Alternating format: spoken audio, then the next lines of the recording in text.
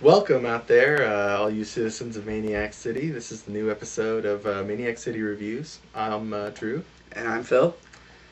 And tonight we'll be discussing Stephen King's The Mist,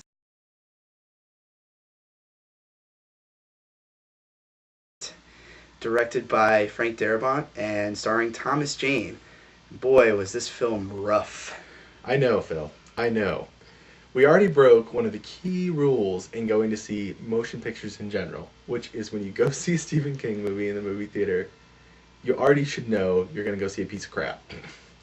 Pretty much, I agree with that. I think only maybe about 20%, if that. I think on a good day, if you're saying 20%, you're being pretty generous. But I hear you. 20% of Stephen King movies are good. Yeah, I would say that. And most of them are in the 80s.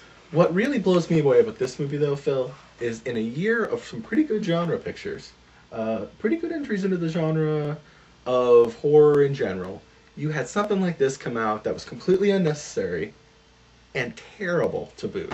Let me just go ahead and ask you off the bat, since this is primarily a character-driven movie, what did you think of the actors that they brought in these films? They were all pretty bad.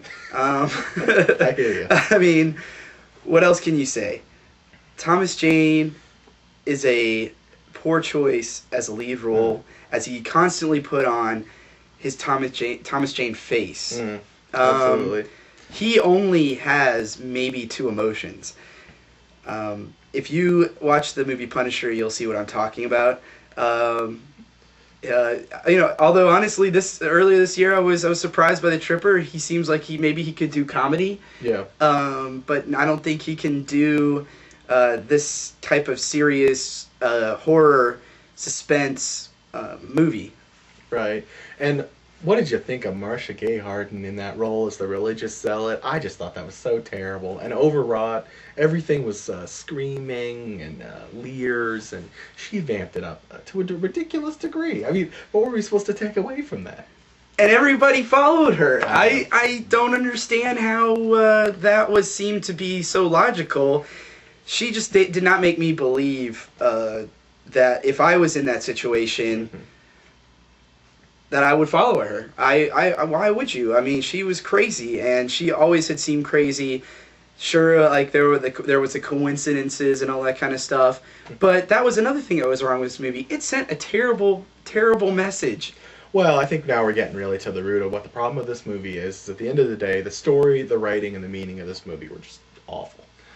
The writing in and of itself, based out of a Stephen King short story, just terrible. And that's all due to Frank Darabont. I will give this movie one thing. The special effects were pretty good. The mist in and of itself looked okay. The original tentacles, I thought, that came out of the mist looked a little cheesy. I think so too. But it did lead to like a pretty cool death. I will admit. I am always partial to a good kill. This kill in the what was it, the back loading bay, yeah.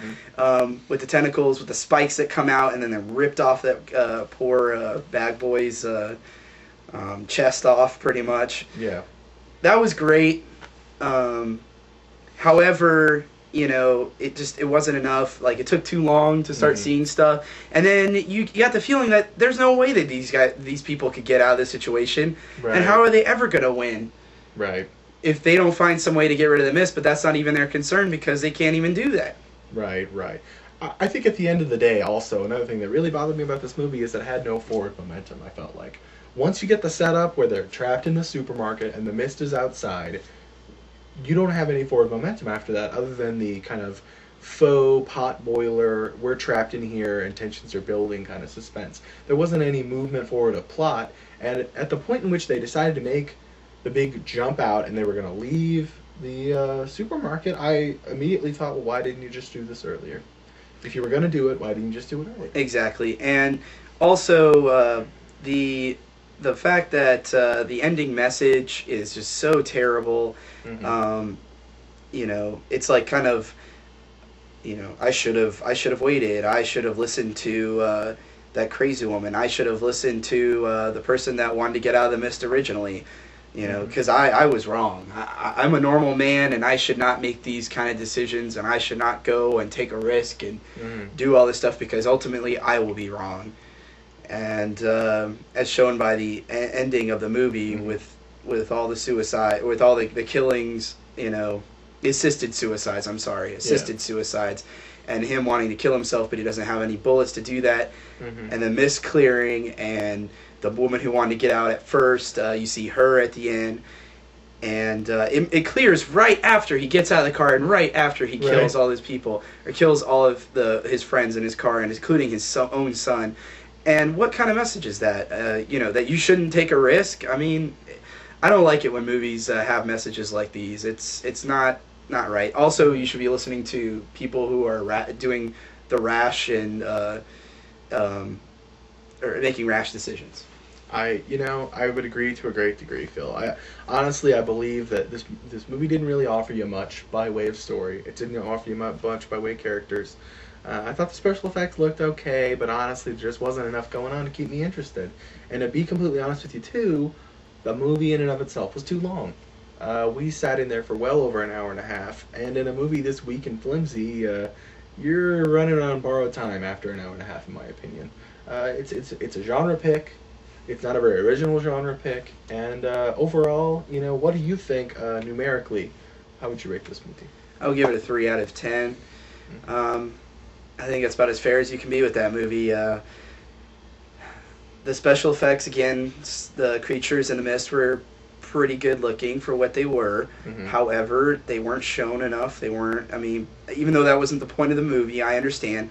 That was the only thing that kept me going in the movie because the acting was so terrible, the message was so terrible, the writing was so terrible, everything was pretty bad. I mean, the cast was pretty god-awful. Except for maybe Toby Jones, I thought maybe he was okay as the... Yeah, although I thought his character's motivations and background were very sketchy. He was a little, like, he was a little too convenient for...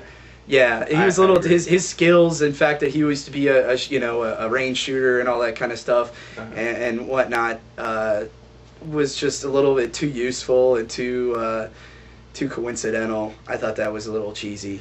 I hear you. Honestly, I'm going to go ahead and just say I thought this was a 2 out of 10. If the special effects were worse, I would have gone down to 1 just because there was just nothing there. I honestly do believe there was really nothing there. I'm not a huge Stephen King fan to begin with, and I thought this is a weak work to start out from to begin with. Even in his pantheon of work, it's not even one of his better stories. So turning a short story into a huge, long motion picture is just a terrible idea, and I thought they fell flat on their faces. I believe that too. People really need to start kind of doing his movies in a Philip K. Dick kind of style, the way everybody else does movies with his short stories, because his short stories are so weird. It's hard to translate them on film. So that you change them, you mold them in your own way. Stephen King films. Sometimes the book is good and the movie is terrible, but that's not usually the case. Usually it's not even really that good of a story anyway, and people are just trying to make it a film because it's Stephen King.